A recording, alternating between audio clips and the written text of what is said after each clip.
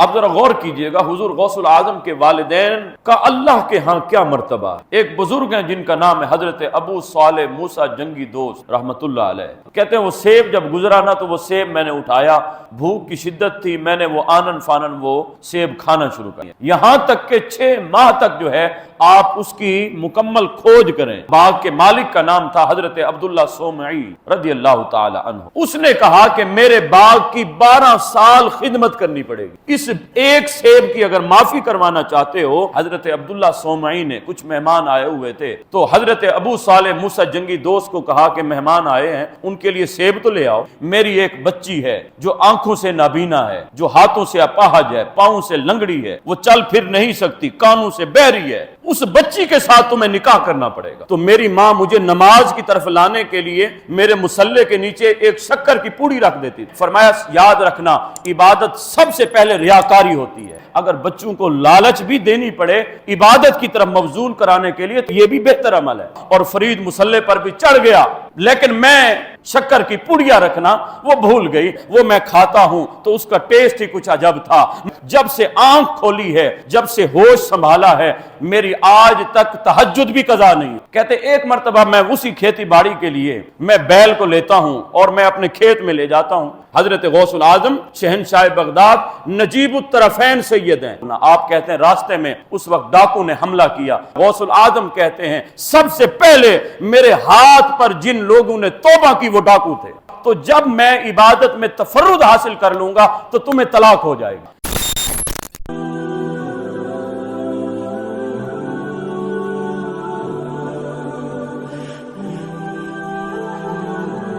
سب سے پہلے یہ کہ حضور غوث العظم کے والدین کا مرتبہ کیا تھا، کیونکہ ہمیشہ جو شخصیت کسی مرتبے پر فائز ہوتی ہے اس کو اللہ کا قرب اگر نصیب ہوتا ہے تو پیچھے اس کے والدین کی تربیت کا اثر ضرور موجود ہوتا ہے، کیونکہ یہ یاد رکھیے گا والدین سب سے بڑی درسگاہ ہے، سب سے عظیم اور پہلی تربیت گاہ جو ہے وہ والدین ہوتی۔ اب ذرا غور کیجئے گا حضور غوث العظم کے والدین کا اللہ کے ہاں کیا مرتبہ ہے، ان کے تقوی کا عالم کیا ہے۔ ایک بزرگ ہیں جن کا نام ہے حضرت ابو صالح موسیٰ جنگی دوست رحمت اللہ علیہ، وہ فرماتے ہیں کہ میں سفر پر روانہ تھا، اچانک نماز کا وقت ہوا تو ایک نہر گزر رہی تھی، تو نہر کنارے میں بیٹھا وضو کرنے کے لیے۔ یعنی یہ اولیاء اللہ کے ہاں نماز کا کیا درجہ ہوتا ہے۔ آج ہم سفر پر روانہ ہو تو نماز بھول جاتے ہیں، گویا ہم سفر پر نماز پڑھنا جو ہے وہ اپنے شایان شان ہی نہیں سمجھ، لیکن جو اللہ کے ولی ہوتے ہیں وہ ان کو اس وقت تک کھٹکا لگا رہتا ہے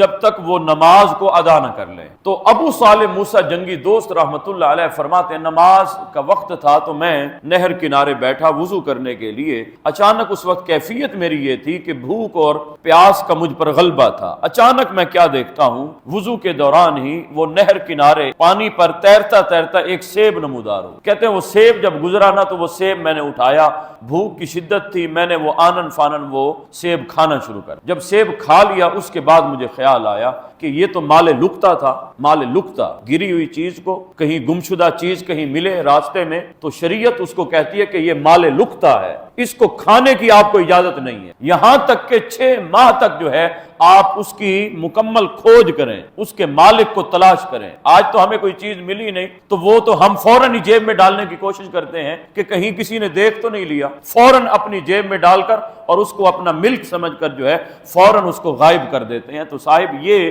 ایک مومن مسلمان یہ نہیں ہوتا، مومن مسلمان کیا ہے، وہ شریعت کا پیروکار ہوتا ہے، وہ گری ہوئی چیز کو اپنی ملکیت نہیں سمجھتا بلکہ وہ اس کے مالک کی تلاش اور سوچ و بچار کے لیے سرگردہ رہتا ہے۔ یہ شریعت نے ہمیں یہ مسئلہ فراہم کیا ہے کہ مال لقطہ ہوتا ہے، مال لقطہ آپ کھا نہیں سکتے، آپ کو اسلام اجازت نہیں دیتا اس کو استعمال میں لے آئیں جب تک اس کا مالک نہ مل جائے۔ مالک نہیں ملا تو کہیں کسی بیت المال میں جا کر آپ اس کو جمع کروا دیں، آپ کا حق نہیں آپ اس کو استعمال۔ اب وہ بزرگ کہتے ہیں جب میں نے وہ سیب کھا لیا مجھے خیال آیا کہ یہ تو مال لقطہ تھا اور میں نے کھا لیا، میں نے اجازت ہی نہیں لی، تو ہائے کیا بنے گا اگر اللہ نے بروز قیامت اسی پر میری پکڑ کر لی تو میرا چھٹکارا تو ممکن ہی نہیں۔ تو اب وہ بزرگ یعنی یہ تقویٰ تھا، یہ خوف خدا تھا۔ اب وہ بزرگ کہتے ہیں میں اسی نہر کا پانی جہاں سے آ رہا تھا اسی طرف ہو لیا، یہاں تک کہ جاتے جاتے میں آخر اس باغ تک جا پہنچا جہاں سے وہ سیب گویا کہ ٹوٹا تھا، وہ باغ کی ٹہنیاں جو تھی، وہ سیب کے درخت کا باغ تھا، وہ ٹہنیاں نہر کے قریب قریب تھی، تو میں سمجھ گیا کہ ہو نہ ہو یہیں سے وہ سیب گرا ہے، ٹوٹا ہے اور نہر کنارے بہتا ہوا میرے پاس آیا۔ تو آپ کہتے ہیں میں اب اس باغ کے مالک کے پاس جا پہنچا۔ وہ باغ کے مالک کا نام تھا حضرت عبداللہ سومعی رضی اللہ تعالی عنہ۔ کہتے جب میں اس کے مالک کے پاس پہنچا، سلام کیا، وعلیکم السلام انہوں نے کہا، تو انہوں نے پوچھا کیسے آنا ہوا؟ تو میں نے جب بات کی کہ وہ ایک سیب گرا ہوا مجھے ملا نہر کنارے، وہ چلتا چلتا وہ تیرتا تیرتا آیا، تو میں نے وہ سیب آپ کا کھا لیا ہے تو اس کی معافی چاہتا ہوں۔ جب کہا نا کہ اس کی معافی مانگنے کے لیے آیا ہوں، تو حضرت عبداللہ سومعی چونکے، حیران ہوئے کہ ایسے بندے بھی موجود ہیں۔ آج تو باغ سے لوگ چوری جو ہے توڑ کر جاتے ہیں کہ یہ ہماری ملکیت ہوتی ہے، اور یہ بندہ ایسا بھی ملا ہے کہ جو کہتا ہے کہ تیرتا ہوا پانی سے ایک سیب ملا ہے، وہ کھا لیا ہے غلطی سے، اب اس کی معافی مانگنا چاہتا ہوں، تو کیا معافی مل سکتی ہے؟ تو انہوں نے جان لیا یہ کوئی عام بندہ نہیں، یہ اللہ کا کوئی مخصوص بندہ ہے، اللہ کا متقی بندہ ہے۔ انہوں نے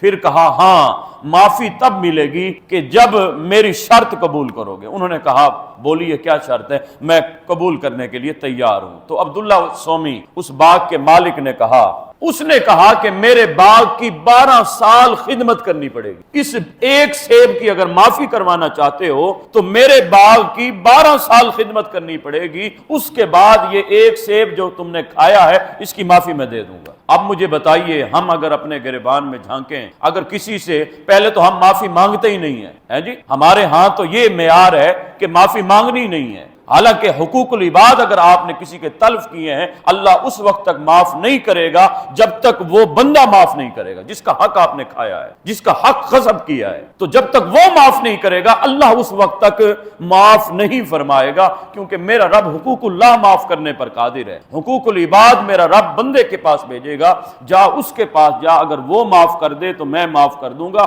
وگرنہ میں نہیں کروں۔ اب وہ معافی مانگتے ہیں اور کہتے ہیں وہ بزرگ مالک کے 12 سال میرے باغ کی خدمت کرنی پڑے گی۔ انہوں نے کہا مجھے قبول ہے، لیکن کیا یہ گارنٹی دیں گے کہ مجھے معاف کر دیں گے؟ انہوں نے کہا ہاں معاف کر دوں گا۔ 12 سال تک ابو موسیٰ صالح جنگی دوست رحمت اللہ علیہ اس باغ کی دیکھ بھال کرتے ہیں۔ 12 سال جب گزرے، ایک مرتبہ وہ مالک نے، حضرت عبداللہ سومعی نے، کچھ مہمان آئے ہوئے تھے، تو حضرت ابو صالح موسیٰ جنگی دوست کو کہا کہ مہمان آئے ہیں، ان کے لیے سیب تو لے آؤ۔ اب آپ جا کر سیب لے آتے ہیں، جب سیب حضرت کے پاس رکھتے ہیں تو آپ دیکھتے ہیں وہ سیب کھانے کے قابل نہیں، وہ کچے سیب، کھانے کے لیے وہ موزوں نہیں ہے۔ تو انہوں نے کہا کہ اے موسیٰ صالح جنگی دوست، 12 سال ہو گئے تمہیں میری باغ کی دیکھ بھال کرتے ہوئے، کیا ابھی تک تمہیں سیب کی پہچان نہیں ہوئی کہ کون سا سیب پکا ہے اور کون سا کچا ہے؟ تو سنیے ذرا، حضرت ابو صالح موسیٰ جنگی دوست ان کے سامنے ہاتھ جوڑتے ہیں اور کہتے ہیں قسم لے لیجئے 12 سال ہوئے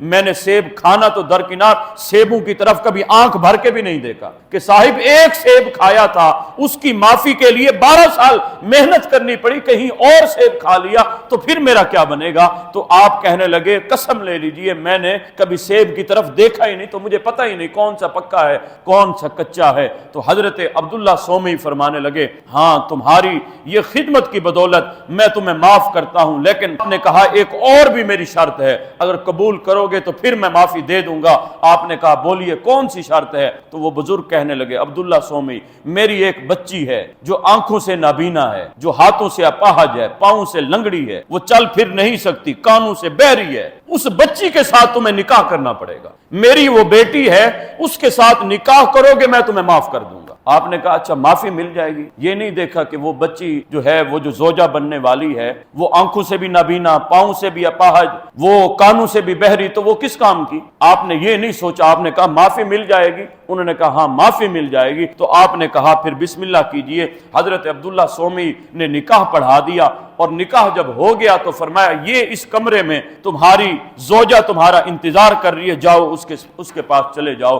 حضرت موسیٰ صالح جنگی دوست فرماتے ہیں جب میں اس کمرے میں داخل ہوا تو میں کیا دیکھتا ہوں، وہ عورت نہ نبینا تھی نہ وہ کانوں سے بہری تھی، وہ تو حسن و جمال کا پیکر تھی، وہ تو ایک خوب روح، ایک ایسی خوبصورت وہ حسین وہ عورت بیٹھی تھی کہ اس کی ہر چیز سلامت تھی. میں نے جب دیکھا تو وہ فوراً میں واپس جب پلٹا، میں جب دروازے سے میں گزرنے لگا تو دروازے کی چوکاہٹ میرے سر پر لگی تو میرا سر جو ہے وہ بہنے لگ گیا، زخم ہو گیا، یہاں تک کہ خون بہنے لگ گیا. اور میں چلتے چلتے وہ مالک کے پاس پہنچا. میں نے کہا حضرت آپ نے جو مجھے عورت کے بارے میں بتایا تھا، اندر تو کوئی اور بیٹھی ہے، وہ تو نابینا بھی نہیں ہے، وہ تو پاؤں سے لنگڑی بھی نہیں ہے، وہ تو کانوں سے بہری بھی نہیں ہے، ہر چیز سن رہی ہے، وہ مجھے دیکھ بھی رہی ہے، تو حضرت وہ عورت تو نہیں ہے. تو حضرت عبداللہ سومی فرمانے لگے وہی تمہاری زوجہ ہے. یہ جو میں نے کہا وہ آنکھوں سے نابینا ہے، وہ اس لیے کہا آج تک اس نے اپنی اس آنکھ سے کسی غیر محرم کی طرف دیکھا بھی نہیں.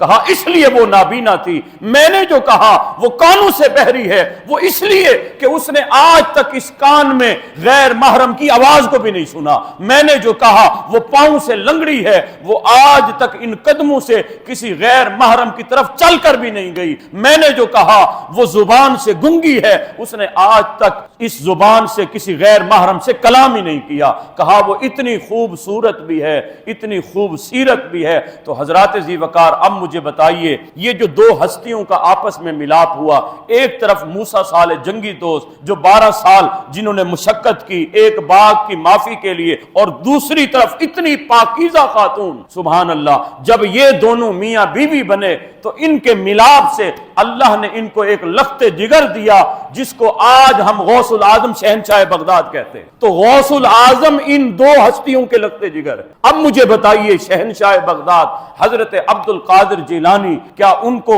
غوث اعظم اللہ نہیں بنائے گا جس کے ماں باپ اتنے پاکیزہ ہوں گے، جن کے ماں باپ اتنے متقی پرہیزگار ہوں گے؟ تو اولاد بھی تو شہنشاہ بغداد بنے گی نا. حضرت بابا فرید الدین گنج شکر رحمت اللہ علیہ کی والدہ ماجدہ کا نام بی بی راستی تھا. وہ کیا کرتی تھی؟ حضرت بابا فرید کہتے ہیں بچپنا تھا میرا تو میری ماں مجھے نماز کی طرف لانے کے لیے میرے مصلے کے نیچے ایک شکر کی پوڑی رکھ دیتی تھی اور کہتی تھی بیٹا جو بچہ نماز پڑھتا ہے تو اللہ نماز کے بدلے اسے شکر دیتا ہے. اب ماں پہلے سے رکھ دیتی تھی پلاننگ کے ساتھ.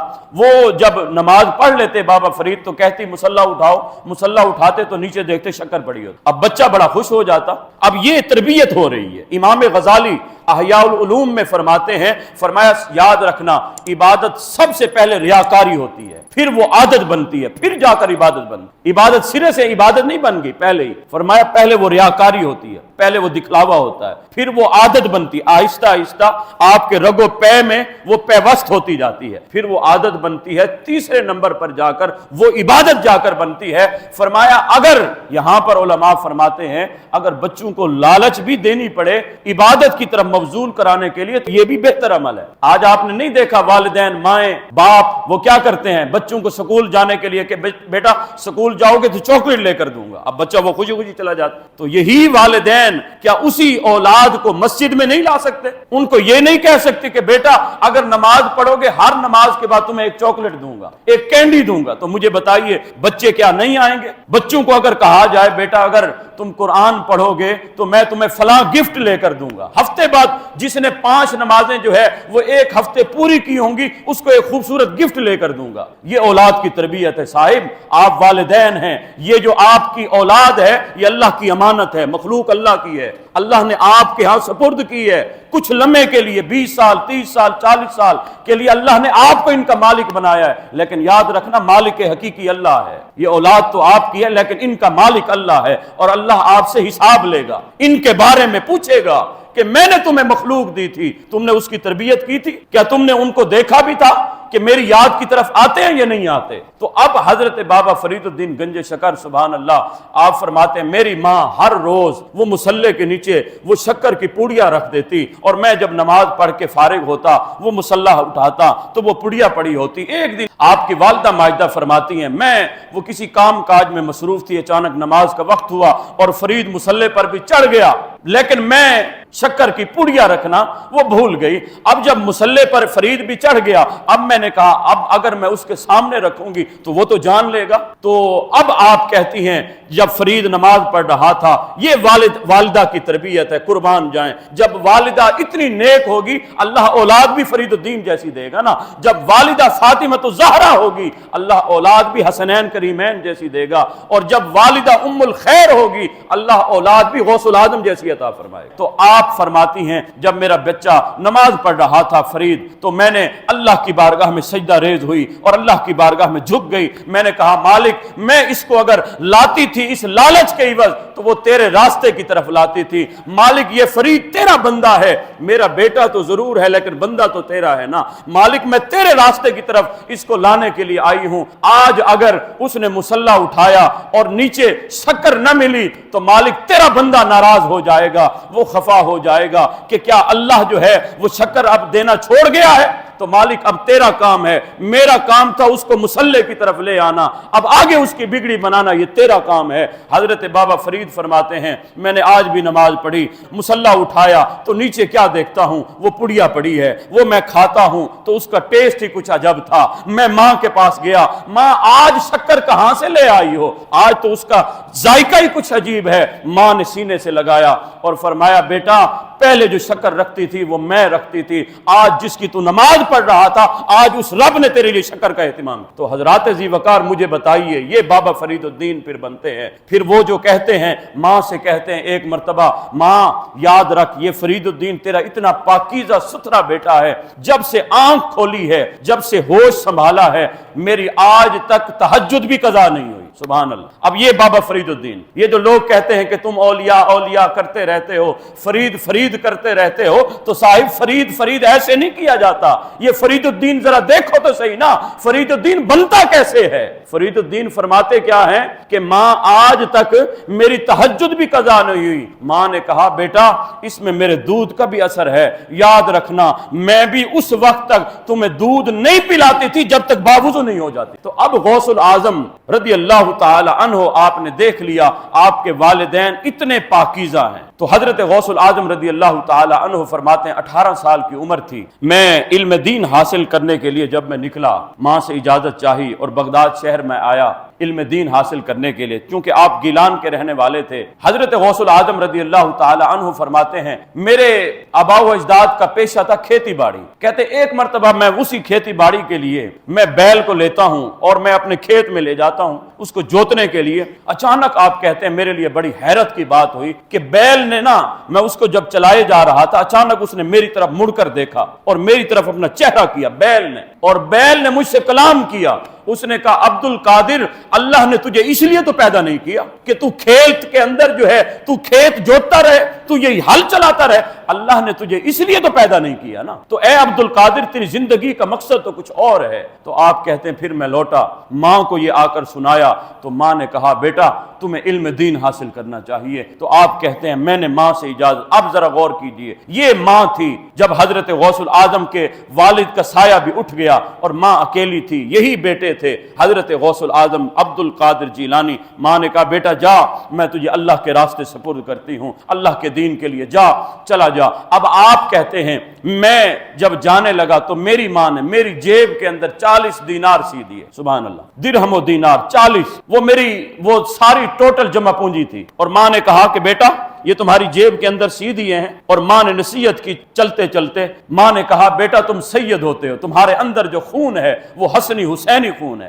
آپ والد کی طرف سے حسنی سید ہیں اور والدہ ماجدہ کی طرف سے حسینی سید ہیں, نجیب الطرفین ہیں آپ. حضرت غوث العظم شہنشاہ بغداد نجیب الطرفین سید ہیں, والد کی طرف سے حسنی والدہ کی طرف سے حسینی, پھر آپ جو ہے اب حسنی حسینی سید ہیں. ماں کہتی ہے بیٹا تم حسنی حسینی سید ہوتے ہو, یاد رکھنا یہ ماں تمہیں حکم دے رہی ہے. ماں نے کہا بیٹا کبھی جھوٹ نہیں بولنا. سبحان اللہ. اب یہ پلے باندھ, یہ ابتدائی اول ہے. آج جہاں والدین کہتے ہیں بیٹا جھوٹ بولا کرو, وہ کس طرح وہ خود تربیت کر رہے ہوتے ہیں. گھر گھنٹی بج رہی ہے اور کوئی دوست آیا ہوا ہے, والد صاحب کو پتہ ہے فلاں دوست آیا ہے, تو بیٹے کو کہتا ہے جاؤ اور جا کر کہہ دو کہ ابا گھر میں نہیں ہے. مجھے بتائیے جب گھر میں تربیت ہی ایسی ہو رہی ہو, جب والد خود درس دے رہا ہو, خود طریقے بتا رہا ہو کہ صاحب بیٹے جھوٹ اس طرح بولا جاتا ہے, میں گھر میں بیٹھا ہوں اور جا کر میرے دوست کو کہہ دو ابا گھر میں نہیں ہے, کیا بیٹا نہیں جا کر کہتا ہے نا. اب اس کو راستہ مل گیا.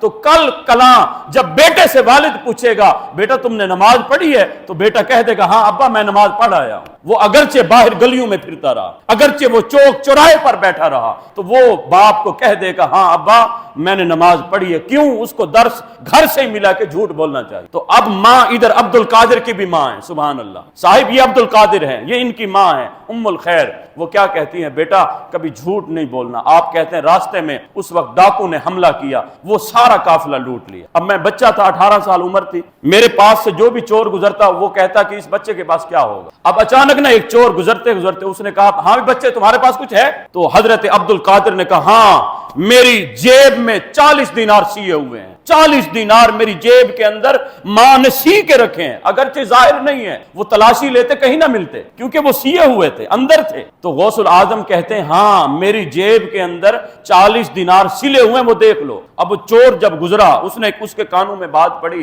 तो वो अपने सरदार के पास गया, जब अपने जर्नैल के पास गया, बड़े के पास, और कहा कि वो बच्चा बैठा है। तो उस बच्चे से मैंने पूछा, क्योंकि डाकू से हर कोई छुपाता है माल, लेकिन ये अजीब बच्चा है जो खुद ब खुद बतला रहा है, शिकारी को खुद बता रहा है शिकार तेरा इधर पड़ा है। अब वो बड़े हैरान हुए। उसने जाकर कहा कि वो बच्चा कहता है मेरी जेब के अंदर 40 दीनार हैं। उस डाकू के सरदार ने कहा कि बच्चे को ले आओ।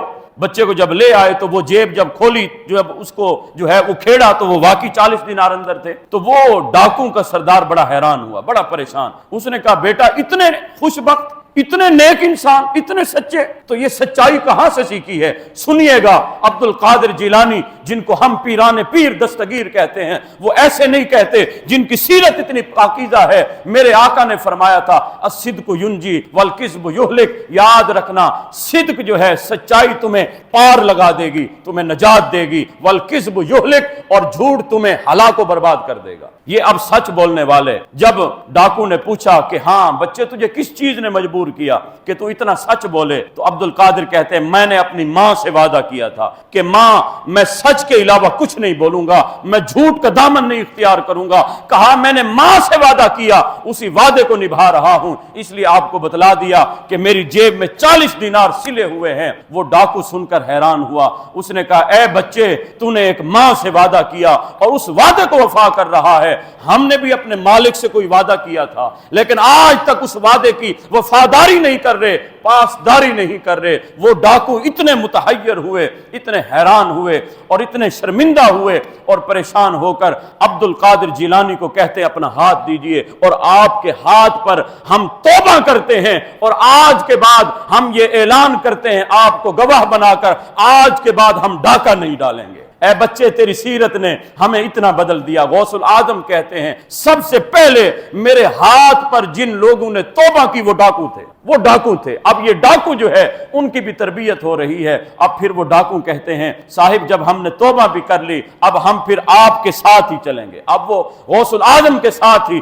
इल्म दीन हासिल करने के लिए गए। गौसुल आजम के दीन का जरा मर्तबा देखिए वो क्या है। आपने इल्म दीन कितना अरसा, 30 बरस आपने इल्म दीन हासिल किया। 50 बरस की उम्र में आप बहुत बड़े फकीह भी थे, आप मुहद्दिस भी थे, आप आलिम भी थे, आप मुफ्ती इस्लाम भी थे। उस वक्त आपके लफ्ते जिगर कहते हैं कि बगदाद शहर में जब उलमा किसी मसले पर हाथ खड़े कर देते तो वो लोग फिर चल कर आते गौसुल आजम के पास, ए अब्दुल कादिर जिलानी, ये हमारा मसला है, ये मसला हल कर दीजिए। कहते हैं आनन फानन उसी लम्हे में हजरत गौसुल आजम वो मसला हल कर दिया करते थे। एक शख्स आया, उसने कहा, हजरत मैंने बहुत बड़ा दावा कर दिया है, अब मैं बड़ा परेशान हूं। अब वो किस तरह हो? मैंने अपनी बीवी से कहा कि मैं इस कायनात में, इस दुनिया में, अगर जब मैं इबादत ऐसी करूं कि इबादत में तफर्रुद हासिल हो जाए, मेरी इबादत में तफर्रुद कहते हैं यानी तने तन्हा वो इबादत करने वाला मैं हूं, इसके अलावा और कोई नहीं करने वाला होगा,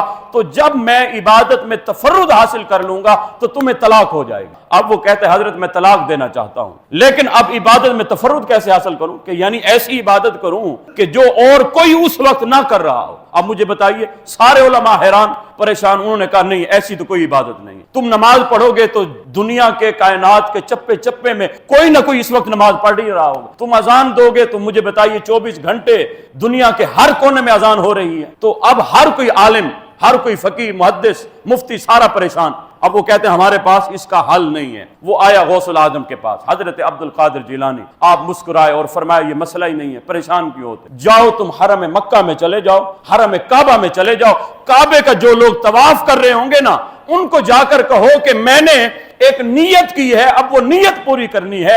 آپ برائے کرم 10 منٹ کے لیے اپنا طواف روک دیجئے اور مجھے طواف کرنے دیں۔ جب میں 10 منٹ طواف کر لوں گا تو کہا یہ جو 7 چکر تم کاٹو گے، اب دنیا میں تمہاری جیسی عبادت اور کوئی شخص نہیں کر رہا ہوگا، وہ فرد واحد تم ہوگے، تمہارے علاوہ کوئی طواف اس وقت نہیں کر رہا ہوگا۔ کہا تم طواف کر لو، 10 منٹ لوگوں کو طواف کرنے کے لیے روک دو اور اکیلے چکر کاٹ لو تو یہ تفرد عبادت میں حاصل ہو جائے گا اور تمہاری بیوی کو طلاق ہو جائے گی۔ اس شخص نے نعرہ لگایا، اس نے کہا ویسے ہی عبد القادر جیلانی، اللہ نے جو علم آپ کو دیا ہے قسم بخدا اور کسی کو نہیں عطا۔ تو حضرات جی وقار یہ علمی بصیرت ہے، یہ شہنشاہ بغداد، پیران پیر۔ آج پیروں کو کہا جاتا ہے وہ جاہل ہوتے ہیں، ہم ایسے ہر جاہل پیر کی ہم بالکل اتباع نہیں کرتے، ایسے ہر جاہل کی ہم پیروی نہیں کرتے۔ ہم پیر اسی کو مانتے ہیں جو صاحب علم بھی ہے، صاحب شریعت بھی ہے، صاحب طریقت بھی ہے، صاحب تقوی بھی ہے، جس کے پاس تقوی کا نور ہے۔ حضرت غوث العظم کے جب شاگردوں کی تعداد جب کاؤنٹ کی گئی تو علماء کہتے ہیں 1 لاکھ کم و بیش آپ کے شاگرد ہیں جو علماء بنے، جو عالم بنے ہیں۔ 70,000 کی مجلس آپ کی ہوتی تھی، آپ جب خطاب کرتے تھے 70,000۔ یہ ملا علی قاری نے لکھا ہے نزہۃ الخاطر، نزہۃ الخاطر میں جو ہے فی مناقب عبد القادر، ملا علی قاری بہت بڑے محدث کا نام ہے، یہ عام کوئی عالم نہیں ہے۔ ملا علی قاری کہتا ہے کہ حضرت غوث العظم جب خطاب کیا کرتے تھے تو آپ کے مجمع میں 70,000 کا مجمع ہوا، 70,000 لوگ بیٹھے ہوتے، اور آپ کے خطاب کا عالم کیا ہوتا تھا؟ آج تو ہم بیچارے جو ہے وہ اس ساؤنڈ کے، اس مائک کے جو ہے ہم جو ہے اس کے محتاج ہیں، اگر یہ نہیں ہے تو ہمارا کام ہی نہیں چلے گا۔ غوث العظم بغیر مائک کے آپ خطاب کیا کرتے تھے، اور آپ فرماتے ہیں میرا خطاب جس طرح سامنے والا بیٹھ کے سنتا تھا، اسی طرح وہ آخری مسرت پر جو بیٹھ رہا ہوتا، 70,000واں جو شخص بیٹھا ہوتا تھا، اس کے کانوں میں بھی اسی طرح آواز جا رہی ہو۔ اب یہ کرامت کوئی معمولی، تو آج تو سائنس نے مسئلہ حل کر دیا ہے نا۔ اب اگر کوئی کہے کہ یہ کیسے ممکن ہے تو صاحب ممکن ہے نا۔ آپ فون اٹھائیے، ابھی آپ تار ملاتے ہیں، کوئی کنیکشن نہیں ہے بظاہر آپ کو نظر آ رہا ہے، لیکن امریکہ بیٹھ کر آپ جو ہے لائیو کال کر رہے ہیں، اس کی بات سن رہے ہیں، ادھر وہ آپ کی بات سن رہا ہے۔ تو سائنس نے تو مسئلہ حل کر دیا کہ صاحب یہ یہاں سے بیٹھ کر آپ پاکستان کیا دنیا کے کسی کونے میں اپنی آواز پہنچا سکتے ہیں۔ صاحب یہ تو ایک کافر کی پاور کا یہ عالم ہے، تو مجھے بتائیے جو اللہ کے بندے ہوں گے، جو اولیاء اللہ ہوں گے، ان کی روحانیت کا عالم کیا ہوگا؟ وہ اللہ والے اب یہ روحانیت کے پاور سے جو ہے اللہ نے جو ان کو روحانیت کا علم دیا ہے، اس روحانیت سے وہ اپنی آواز دور تک پہنچاتے ہیں۔ اور یہ کتب سیاہ میں یہ ہمیں جو ہے بخاری شریف سے اور دیگر احادیث کی کتب سے ہمیں یہ باتیں ملتی ہیں۔ میرے آقا حضرت محمد مصطفیٰ علیہ الصلوۃ والسلام بھی جو خطاب فرمایا کرتے تھے حجۃ الوداع کے موقع پر، میرے آقا کے پاس جو ہے ہزاروں کا مجمع تھا، کم و بیش کہتے ہیں 1,20,000 صحابہ کرام موجود۔ میرے آقا اس وقت خطاب کر رہے ہیں تو حضور کا خطاب اس وقت بھی ہر صحابی نے سنا، گویا اللہ آواز پہنچا رہا ہے اپنے نبی کی، جہاں چاہ رہے ہیں وہیں آواز جا رہی ہے۔ تو حضرات جی وقار حضرت ملا علی قاری فرماتے ہیں حضرت غوث العظم جب خطاب کرتے ہیں تو 70,000 کا مجمع ہے، 4,000 لوگوں کو آپ واصل باللہ کیا کرتے، اللہ کے ساتھ ملاتے تھے، جن کو اللہ عز و جل کی معرفت حاصل ہو جاتی تھی، وہ 4,000 وہ لوگ ہوتے تھے جو ہر روز واصل باللہ ہوا کرتے۔ اور آپ کے خطاب کے اندر تقوی، خوف خدا آپ اس حد تک بیان کیا کرتے تھے کہ لوگوں کے جنازے اٹھ کر جایا کرتے، وہ خوف کے مارے جو ہے اللہ کا خوف جب ان کے دل میں پیدا ہوتا ان کی روحیں پرواز کر جاتی تھی اور وہ انتقال کر جاتے تھے۔ حضرت غوث العظم شہنشاہ بغداد عبد القادر جیلانی کی بارگاہ میں ایک محدث ہے، محدث ابن جوزی، بہت بڑا محدث، بہت بڑا فقیہ، وہ کہتا ہے کہ مجھے اولیاء اللہ کا مجھے شان اور ان کی عظمت مجھے سمجھ نہیں آتی تھی، میرا شاگرد تھا وہ مجھے لے کر گیا، وہ حضرت غوث العظم کا مرید تھا۔ تو وہ کہتے ہیں، محدث ابن جوزی کہتے ہیں کہ قاری قرآن نے تلاوت کی، اب غوث العظم اس کی تفسیر بیان کرتے ہیں، ایک تفسیر بیان کرتے ہیں، دوسری کرتے ہیں، میرا شاگرد پوچھتا ہے حضرت آپ کو یہ تفسیر آتی ہے؟ تو آپ کہتے ہیں عالم ادری میں بھی جانتا ہوں، عالم میں بھی اس کا علم رکھتا ہوں۔ کہتے ہیں غوث العظم نے 13 تفسیریں بیان، وہ ہر تفسیر پر میرا شاگرد مجھے دیکھتا، میں کہتا ہوں میں جانتا ہوں، یہ تفسیر میں نے بھی پڑھی ہے، یہ تفسیر میں بھی علم رکھتا ہوں۔ کہا 13 تفسیریں جب بیان کر لی نا، جب 14ویں تفسیر بیان کی، جب 15ویں تفسیر بیان کی، شاگرد نے مجھے کہا حضرت آپ اس کو بھی جانتے ہیں؟ تو میں نے کہا لا ادری لا عالم لا عرف، تو میں نہیں جانتا، یہ تفسیر آج تک میں نے تو نہیں پڑھی، پتہ نہیں غوث الاعظم کہاں سے پڑھ آئے ہیں۔ کہتے ہیں وہ ایک ہی آیت کی تفسیر غوث الاعظم جب فرماتے ہیں تو 40 تفاسیر آپ نے اپنی زبان مبارک سے بیان کی۔ جب 40 تفاسیر ایک آیت کی، صاحب یہ اولیاء کرام ہیں، صاحب یہ پیران پیر ہیں، یہ حضرت غوث الاعظم دستگیر ہیں جو قرآن کی ایک آیت کی تفسیر 40 تفاسیر آپ بیان کرتے ہیں، تو آپ کے علم کا ملکہ کیا ہوگا۔ محدث ابن جوزی کہتا ہے جب 40 تفاسیر غوث الاعظم عبد القادر جیلانی نے بیان کر دی نا، اس کے بعد آپ نے کہا اب ہم کال کو چھوڑ کر اب ہم حال میں آتے ہیں، اب لوگوں آؤ، کال والے بھی ہیں یہ حال والے بھی ہیں۔ پھر جو ہے غوث الاعظم نے کہا لا الہ الا اللہ، جب دل پر آپ نے ضرب لگائی نا، محدث ابن جوزی کہتا ہے مجھ سے سنبھالا نہ گیا، وہ جو روحانیت تھی، کہا مجھ سے پھر سنبھالا نہ گیا، میں اٹھا، پھر دستار پتہ نہیں کہاں گئی، پھر مجھے پتہ نہیں چلا میرے کپڑے کہاں گئے، وہ کپڑے بھی پھٹ گئے، وہ قمیض بھی پھاڑ ڈالی، اور اس وقت میرے اوپر حال کی کیفیت ہوئی۔ پھر میں نے دیکھا لوگ جو ہے غوث الاعظم کے ہاتھ پر توبہ کرتے جا رہے ہیں، جب توبہ کرنے والے اٹھتے تھے 70,000 کا مجمع تھا، اب کتنے لوگ اٹھے ہوں گے۔ حضرت محدث ابن جوزی کہتے ہیں جب ایک شخص اٹھتا، کھڑا ہوتا، توبہ کرتا، تو میں نا ایک دھاگا لیے بیٹھا تھا اور میں گانٹھ لگاتا جا رہا تھا کہ چلو گانٹوں سے میں معلوم کر لوں گا کتنے لوگ تائب ہو رہے ہیں۔ کہتے ہیں ایک بندہ اٹھا، 2 3 4، یہاں تک کہ لوگوں کی کثرت ہوتی گئی اور میں شمار نہ کر سکا۔ میری طرف غوث الاعظم عبد القادر جیلانی نے دیکھا اور مسکراتے ہوئے فرمائے محدث ابن جوزی، ارے لوگوں کی گرہ ہم کھولتے جا رہے ہیں اور تم دوبارہ لگاتے جا رہے ہو۔ کہا ہم لوگوں کی گرہ کھول رہے ہیں اور تم دوبارہ گانٹھے لگاتے جا رہے ہو۔ کہا یہ کام چھوڑ دو، یہاں پر جو ہے اگر آئے ہو تو دل سے بیٹھو۔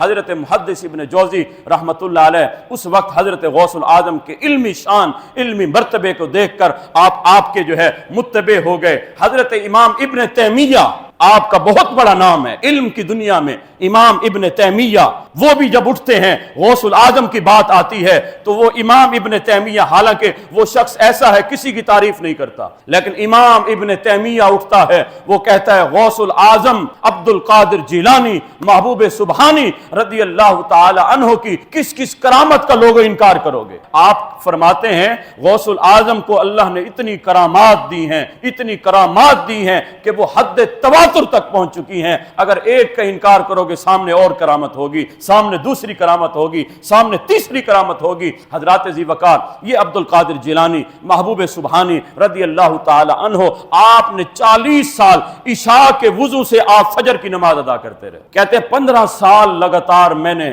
ہر رات میں ختم قرآن پاک کی ہے۔ صاحب یہ غوث الاعظم، یہ شہنشاہ بغداد ہیں، یہ اللہ کے وہ ولی ہیں جن کو اللہ نے یہ قرب عطا کیا ہے، اور آپ کہتے ہیں میرے مجاہدے کا عالم یہ ہے اگر تم سن لو تمہارا پتا پانی پانی ہو جائے، تم سے کچھ سنبھالا نہ جائے۔ یہ میرے مجاہدے تھے، یہ میرے امتحانات تھے، میں اللہ کی یاد میں نکلا، جنگلوں کی طرف چلا گیا، میں نے پانی پینا چھوڑ دیا، میں نے کھانا پینا چھوڑ دیا، میں پتے کھاتا تھا، اسی سے گزارا کیا کرتا تھا، لوگوں سے اوجل رہا۔ فرمایا ایک مرتبہ میں کیا دیکھتا ہوں، میں جنگل میں تھا، اچانک میرے اوپر سحاب نور آیا، ایک نور کا بادل میرے اوپر تن گیا، اوپر سارے کا سارا۔ کہتے ہیں اچانک آواز آئی، بادل سے آواز آنے لگی، اے عبد القادر ہم تمہارے رب ہوتے ہیں، میں تمہارا خدا ہوتا ہوں، جاؤ میں نے تمہاری عبادت جو دیکھی ہے، آج کے بعد میں راضی ہو کر تمہارے اوپر نماز، شریعت کی ساری جتنی بھی وہ مکلف اور جتنی بھی عبادت ہے وہ تمہارے اوپر سے میں اٹھا لیتا ہوں، اور آج کے بعد تم چاہو نماز پڑھو یا نہ پڑھو میں تم سے نہیں پوچھوں گا۔ جب آپ نے کہا یہ بات ہوئی تو میں نے فوراً پڑھا لا حول ولا قوت الا باللہ۔ میں نے کہا اگر نماز کی پابندی کرنا اگر کسی شخص کے لیے ضروری نہ ہوتا، اللہ سب سے پہلے اپنے حبیب کو فرماتا اے محمد عربی آپ تو ہمارے حبیب ہوتے ہیں نا، جاؤ نماز کی پابندی آپ پر نہیں ہے۔ آج ولی بنے پھرتے ہیں اور نماز کے قریب نہیں جاتے۔ صاحب ایسے کو ولی نہیں کہنا چاہیے، ایسا کوئی صاحب طریقت نہیں ہے جو نماز کے قریب نہ جائے۔ حضرت غوث الاعظم کہتے ہیں جب آواز آئی نا میں نے فوراً پڑھا لا حول ولا قوت الا، میں سمجھ گیا یہ شیطان ہے۔ کہا کہ وہ بادل جو نور کا تھا وہ فوراً دھوئیں میں تبدیل ہو گیا۔ پھر وہاں سے آواز آئی اے عبد القادر مبارک ہو، तुम्हें तुम्हारे ज़ात ने, तुम्हारे इल्म ने तुम्हें बचा लिया, वगरना इस मकाम पर मैंने बहुत से वलियों को डगमगा दिया है। तो आपने फिर पढ़ा ला हौला वला कुव्वत इल्ला बिल्लाह। आप कहने लगे नहीं नहीं बदबख्त, मुझे मेरे इल्म ने नहीं अल्लाह के फजल ने बचा ली। तो शैतान ने कहा ए अब्दुल कादिर, इस मकाम पर भी बहुत से औलिया को मैंने गुमराह कर दिया है कि जो कहते हैं हमें हमारे इल्म ने बचा लिया। हाँ, तुम सही बात कह रहे हो, तुम्हें वाकई अल्लाह के फजल और अल्लाह के करम ने बचा लिया। अल्लाह हम सबको गौसुल आजम की तालीमात पर अमल पैरा होने की तौफीक अता फरमाए।